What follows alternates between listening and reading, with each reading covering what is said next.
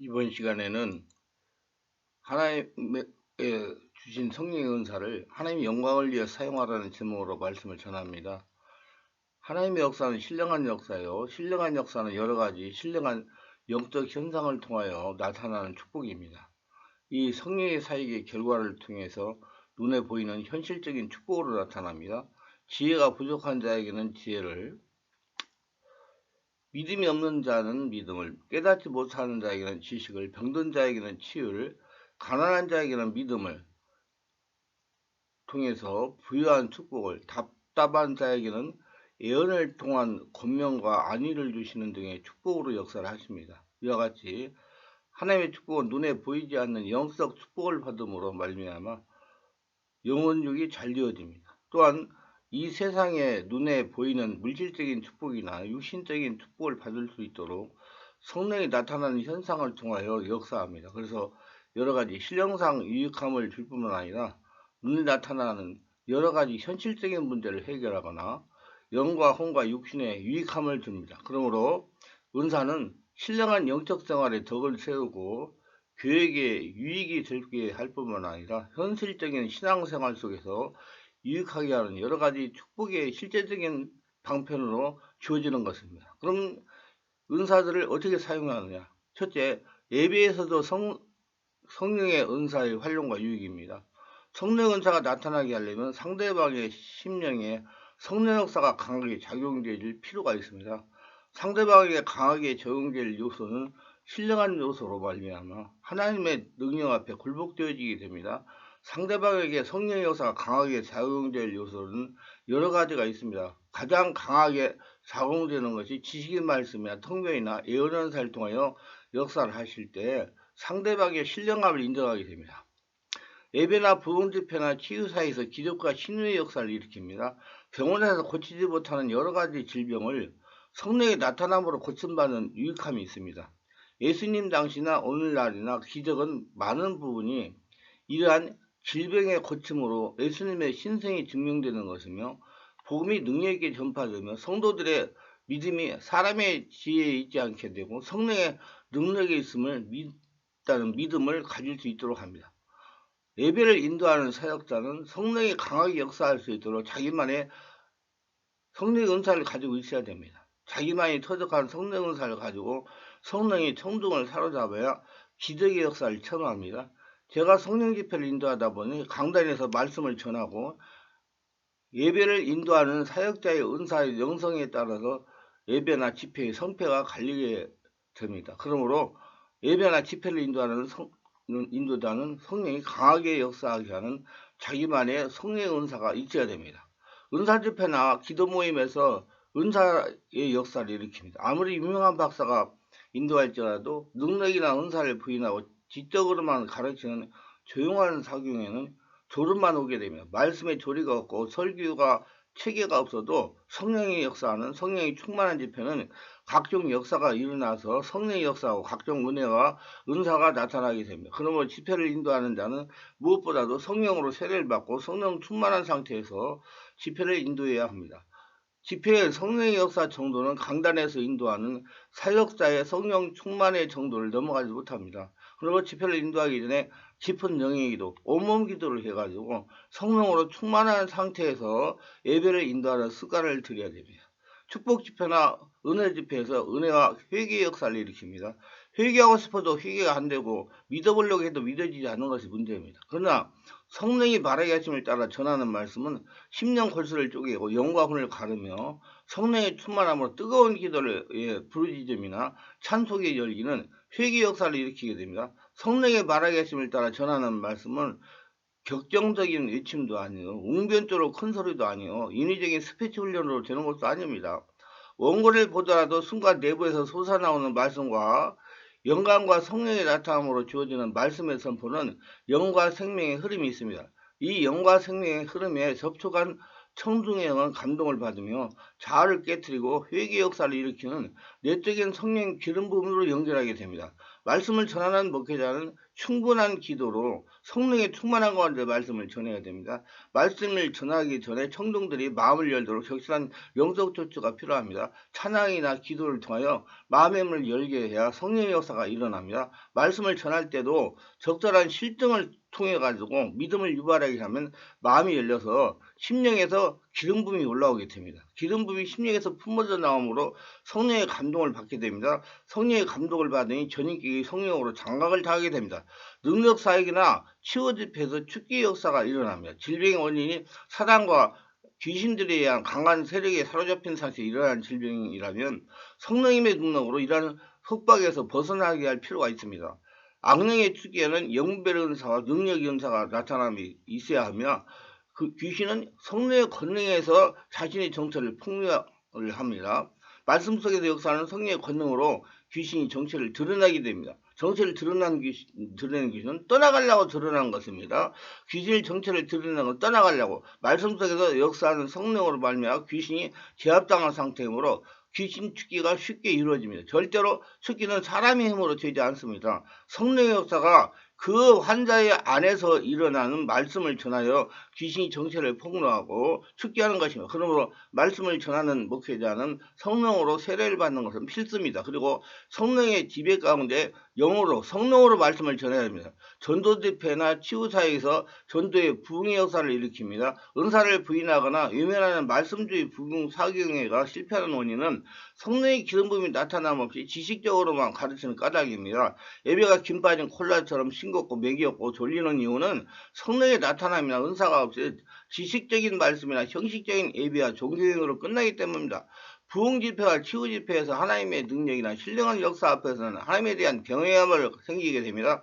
복음에 대한 거부감을 제거되며 신앙생활에서는 믿음의 성장을 가져오게 됩니다. 치유 사역에서는 믿음의 확신을 주게 되고 영적인 놀라운 힘을 발휘하게 되어 이것이 곧 전도에 연결이 됩니다. 성령 치유 사역에서 성령 은사와 활용과 유익입니다. 저는 영적으로 정신적으로 육체적으로 고통당하는 성도들을 치유하여 정상적인 삶을 살아가게 하는 사역이 정말로 즐겁습니다. 그리고 우리 교회 성도들은 영적, 정신적, 육체로 고통을 당하다가 기적적으로 치유받은 체험 있는 성도들이 많습니다. 강력한 역사를 일으키는 데는 다른 성령의 은사의 도움 없이는 결코 많은 성과를 거둘 수가 없습니다. 환자가 병을 고치는 능력을 자신이 체험하기까지는 소극적 자세나 부정적인 자세를 가질 수가 있습니다. 일방적이 될 때는 사역자의 병 고치는 능력이 반감할 수도 있습니다. 강력한 믿음이 유발이 되지 않을 수도 있습니다. 그래서 마음을 열면 치유의 효과가 강하게 일어납니다. 치유의 성과가 있기 위해서는 장애인과 질병의 원인을 파악하여 그 원인을 제거해 필요하기 때문에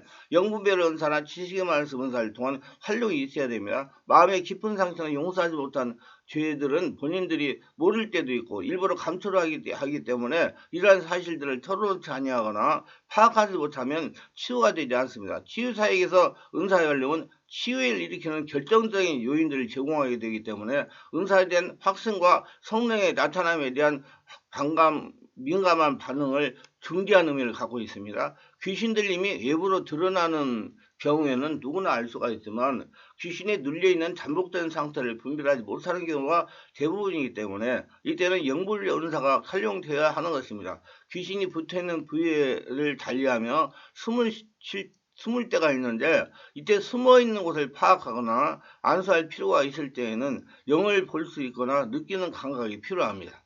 귀신들이 공격할 때 이를 지각할 수 있는 지각의 능력이 있어야 방어할 수가 있으며 만약 공격을 받았으면 재빨리 추방하고 고통을 면할 수가 있습니다. 이건 처음으로 성령 체험을 하는 성도들에게 일어나는 현상입니다. 성령 체험을 계속하다 보면 성령의 깊은 장악으로 악한 영들이 정체를 폭로되어 소리 없이 떠나는 것이 보통입니다. 그러면 사역자는 무엇보다도 성령의 깊은 임재와 역사가 일어나게 집회를 인도하고 안수사역을 해가지고 성령이 장악하게 해야 됩니다. 성령의 깊은 임재와 역사가 일어나게 하는 사역자만인 자신만의 노하우를 가지고 활용을 해야 됩니다. 무엇보다도 성령의 지배가 중요하기 때문입니다. 모든 것은 성령께서 하시기 때문에 사역자는 항상 성령의 역사가 앞서게 해야 됩니다. 이를 위하여 평소에 성령의 충만함을 받고 성령의 역사를 감지할 수 있는 지식의 말씀 은사가 있어야 됩니다. 많이 체험해 보는 것이 좋습니다. 그래야 그때그때 성령의 이 말씀을 보고 성령의 역사를 불러일으킬 수가 있기 때문입니다. 믿음 생활에서 성령 은사 활용과 유익입니다. 믿음 생활에서는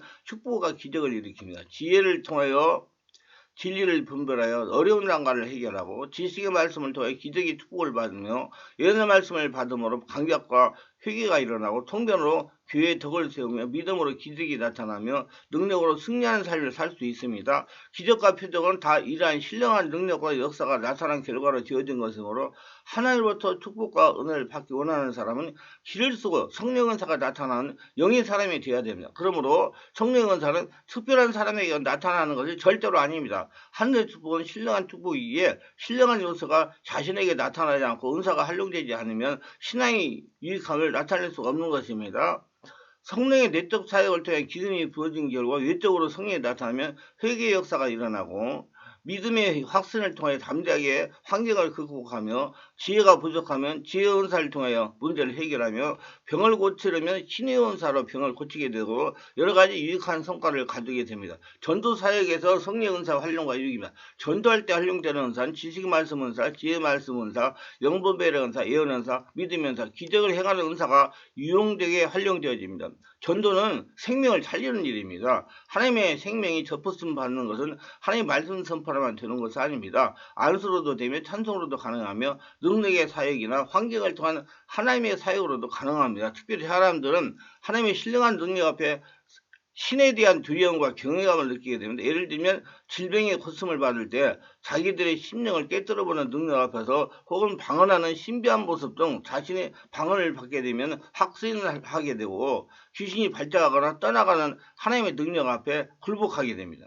이러한 치유사역 또한 전도가 능력전도의 기여가 되며 여러가지 신령한 사역을 통한 전도의 기여가 되는 것이 은사지표가 됩니다. 전도하는 사역자는 이 은사를 활용하여 성령과 더불어 동역하는 경험을 하게 되며 이러한 성령의 은사를 통해 나타나는 전도의 지혜와 지식에 의해서 필요적절한 전도의 방법에 대한 인도하심이나 가르침이 있게 되며 또 난처한 입장이나 위기에 처한 상황에서 지혜롭게 대처할 수 있도록 하시는 성령의 도우심이 나타납니다. 우리는 전도할 때 내 힘과 지혜로 하지 말아야 됩니다. 성령의 인도와 성령의 나타남으로 전도를 해야 되는 것이며 전도는 영적인 전쟁이므로 성령의 권능 없이 전도는 불가능합니다. 그래서 예수님은 12제자와 70인을 불러서 보낼 때 성령의 권능을 주어서 전도하러 보낸 것입니다. 전도를 할 때는 성령으로 충만한 전신갑주를 무장하라고 현장에 나가야 됩니다. 기도 생활에서 성령 은사 활용과 유익입니다. 기도가 힘든 것은 성령의 기름 부음이 없고 성령 아래 기도하지 않기 때문에 힘든 겁니다. 성령 아래 기도하면 성령의 기름 부음이 심령에 부어지면서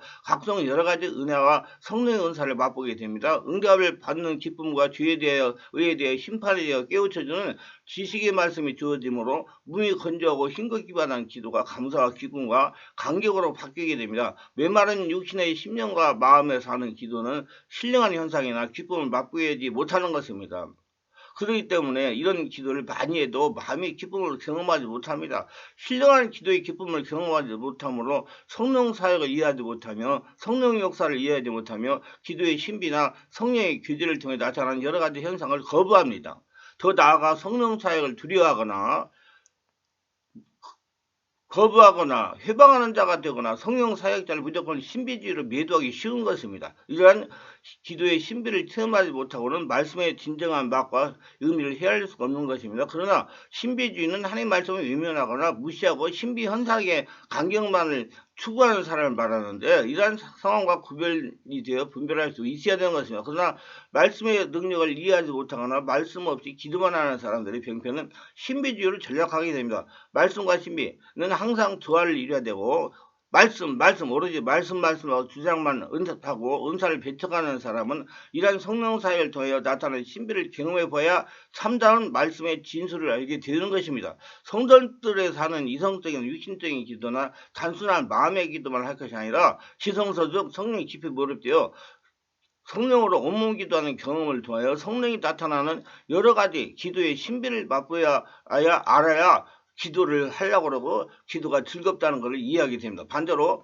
기도나 은사를 통해 나타나는 은사와 신비만을 추구하는 사람은 진리의 말씀을 바로 이해하여 말씀이 주는 감격과 기쁨을 맛보아야 됩니다. 그래서 모두가 다 균형이 이루어져야 됩니다. 이 말씀이 유익하셨다면 구독, 좋아요를 부탁합니다. 제가 설계하여 동영상을 제작하여 유튜브에 올려 필요한 분들에게 전파하는데 큰 힘이 됩니다.